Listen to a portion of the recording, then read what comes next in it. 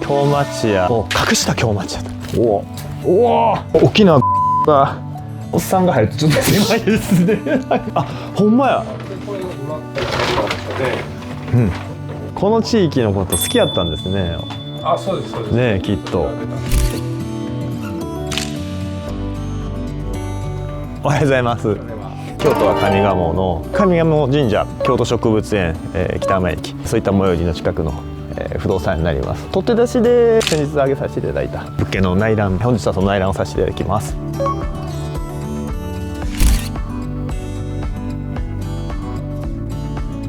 前回の取って出しでも少しご説明させていただいたところ、外観だけを見て京町屋かどうかっていうのはなかなか判断はできないんですが、外観から見て少しおそらく京町屋だろうというような、特徴的なものがいくつかあります。はい、まずですね、こういった、格子なんていうのは、後から化粧で作ってはると思うんで、これではなかなか判断ができないですね。例えば、構造体の方を注目していただく、そういったところで特徴が出てたりします。今見えているですね、道路面の方に出ている柱ありますよね、木がありますよね。ああいったものを出し下駄っていう風なものということになってます。出し下駄があって腕木が道路に並行してあります。屋根の下にたるきって言いまして、屋根を支える構造体がまた今は見えてないんですけどありまして、そういったものを屋根を支えるようなそういう構造になってるんですが、そういった部分について全く取り替えているような気配がないというか形状ではないので、それが一つのまた特徴にはなっていると思います。はい、あとは、お隣さんとの家とね非常に密着してまして、壁とか柱とかを共有しているようなその可能性があります。これについては登記記録を確認していただいたりですとか、実際にこれ解体しないとわからないようなということもあるんですけど、そういったところをちょっと慎重に判断していくんですが、京町屋の一つの特徴と言えるのかなと思いますね。はい、じゃあちょっと中の方ご覧ください。はい、お邪魔します。2ポイント失礼します。玄関になりますね。はい、失礼しまして、中の方を見ていただくと、京町屋と言いましてもどうしても時代時代に応じて使い方がどんどんやっぱり変化していきますね。もともとのフローリング、ここはフローリングではなくて土間だったということでお聞きしております。今回の場合ですね、上賀茂で非常に流行った有名なうどん屋さんを営んでいらっしゃったそうです。源秀寺様のお父様が今85歳とかそれぐらいのご年代でいらっしゃるということなんですが、その方が生まれた生家ということで非常に古い歴史のある建物になっています。どうしても時代の変遷に応じてもともとはうどん屋さんをされていらっしゃったんですが、途中でですねうどん屋さんもお辞めになられて、途中で床を張られたりとかで見た目の方はどんどん現代風に変わっていっているということになってますね。でどうしてもじゃあこれって現状見ていると京町屋じゃないんじゃないですかというふうになるのかもしれないですが、我々京町屋というのは判断するときですね、まず構造体が一つどうなっているのかとか、京町屋の構造を残しているかどうか、上張りの化粧じゃなくてそのあたりを確認させていただいて、あとは建築時期ですね、昭和25年以前の建物かどうかとか、そういったところをですねチェックすることによって京町屋かどうかというのを判断していっております。見た目の上張りのところだけでは判断していないということですね。はい、はい、ここから一段土間の部分から上がっていただくような形で、ここについてはもともとの高さであるとか、和室で利用されてたということだそうです。はい、まだまだ飼い主様がお決めになられたらお引き渡しまでに荷物の方は撤去されるということでお聞きしております。洗面室とお風呂の方ですね、見てください。奥が浴室ですね。浴室なんでね、実際に入ってみてどんな感じになるかっていうのをねチェックだけしときましょうかね、せっかくですしね。はい、はい、じゃあちょっと失礼して、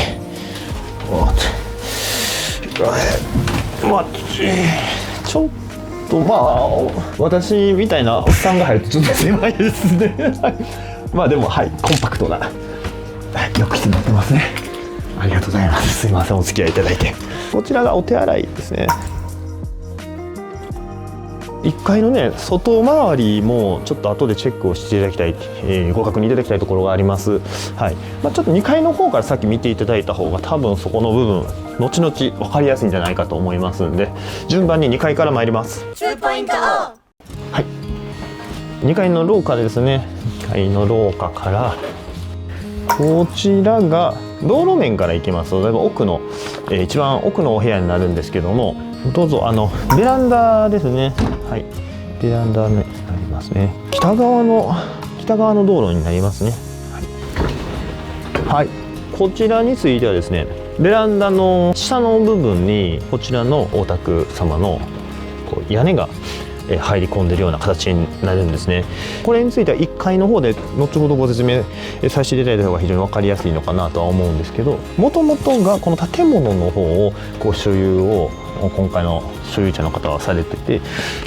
ベランダの下の部分を後に買い足されたということで、こちらの敷地、このベランダの下の方も対象の敷地になられるということで、お聞きしております。1階の方でもう一度合わせてご説明させていただきますね。はい、難度がですねあって、でこれも化粧張り板張りになってるんで、もう本当に当時の衣装というかばんちゃんの衣装というのは外からはなかなか判断できないですね。はい、はい、こちらがね真ん中のお部屋になりますね。はい、どうぞご覧ください。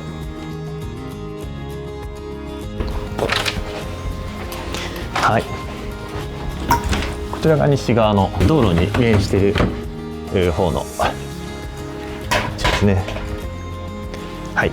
お部屋ですね。なかなかそうですね、室内の随分触っていらっしゃるので、こういったね化粧をされていらっしゃるので、なかなか京町屋かどうかが判断しづらいところではあるんですけれども、先ほど申し上げた通り構造が実際どうなってるのかとかっていうのを我々床下に潜らせていただいたりですとか、時には屋根裏ですね、小屋裏を拝見して実際今どういう状況になってるのかとかちょっとチェックさせていただいて、京町屋かどうかなどのチェックをさせていただきます。でちょっと失礼します。大きなゴロンボが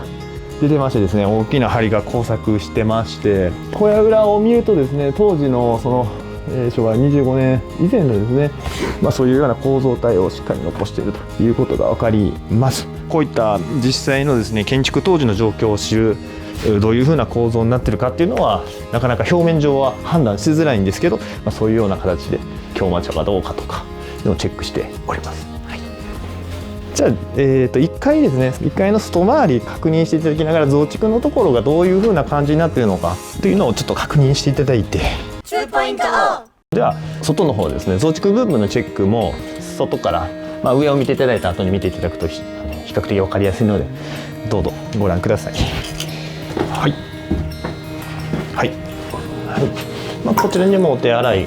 があります。はい、当時のうどん屋さんの時の来客用のお手洗いかなと思いますね。はい、はい、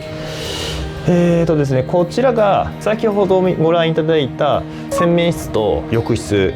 になりますね。でこの上の部分が2階のお部屋の部分になります。でさらにこちら側にベランダが、突き出しておりました。でこの軒ですね、これは先ほど見ていただいたお隣の方の方の軒ですと。もともとはですね、それぞれの軒下のあたりが土地の境界というふうになることが一般的です。もちろんその後に境界を決められたりするので、境界の位置というのは少しずつ変わったりはするんですが、そういった決め方をされていることが非常に一般的ではあります。ベランダを伸ばさはったところの下の部分までを新たにこちらの方から買い受け買い受けられたということで、後に買い足しの登記がされているということでお聞きしております。ここの2階の部分の構造を見ていると棟木があって、でその上に、建物が2階のお部屋が乗っかってる。でこれ自体は新しいものですね。はい、ですからこの辺りはどっちがされたんだろうなということが、判断できるかなと思いますね。はい、じゃあちょっと外に出ていただいて、実際に建物の計測をしてですね、どこからどこが増築になっているのかとかっていう判断していくんですけども、建物の中身の形状ですとか見てますと、2階部分についてはこの2階の部分ですね、このちょうどラインが入ってるんですけど、あの辺りから、2階の部分はもうこの辺りまでおそらく増築しはったんだろうなと、正確な計測が待たれるので間違いなくというわけではないんですが、そういうふうな現況の構造から見ていると判断できます。ここが後に買い足されたお隣の方からお譲り受けられたという部分になるのかなと。じゃあちょっと前の方に戻っていただいて、で今見ていただいている屋根の部分、この辺りが先ほどご説明させていただいたもともとの構造が残っている部分、ここからではなかなか見えないんですけど、この屋根のあちら側にも屋根が重なるようになりますので、それが当時からの意匠といいますか建築の残っている部分というふうに思いますね。ちょっと屋根にね登ってみないとなかなか見えづらいところではあります。これクスノキ出ました。このほんまや。これ今小学校が明治時代に来たはずなんで、小学校が書いてないこれが明治生まれの町です。でこうやって百姓家って書いてるんで、まだ百姓さんに名前がない。すごい。もう家が文化財とかになってしまった。すげえですね。これがいろんなところにこんなの残ってる。すごっ。ここは歴史あるし神社が古いし、この池が神宮寺だな、これ奈良園で、神宮より前っていうことですね、多分。面白いですよね。この地域のこと好きやったんですね。そうですそうです。ね、きっと。今日も YouTube をご覧いただきましてありがとうございました。今回の物件の特徴はですね、上賀茂神社、北山駅、徒歩圏内、あとは京町屋。京町屋と言いましてもですね、パッと見て、なかなか京町屋と判断できない物件、これは建築時期から100年以上経っててですね、使い方がどんどん変わってきて、見た目の化粧ですね、リフォームをされながら、使っていらっしゃるので、一見見てもなかなか判断つかないような場面もあるかと思います。ですので特徴としては京町屋を隠した京町屋というような、そういうような動画になっていると思います。もともとのね古い陶器など拝見しましたらですね、愛宕郡上賀茂村というような表記になったりですとか、すごくそういうところが特徴的な不動産なのかなと思います。今回もご覧いただきましてありがとうございました。以上です。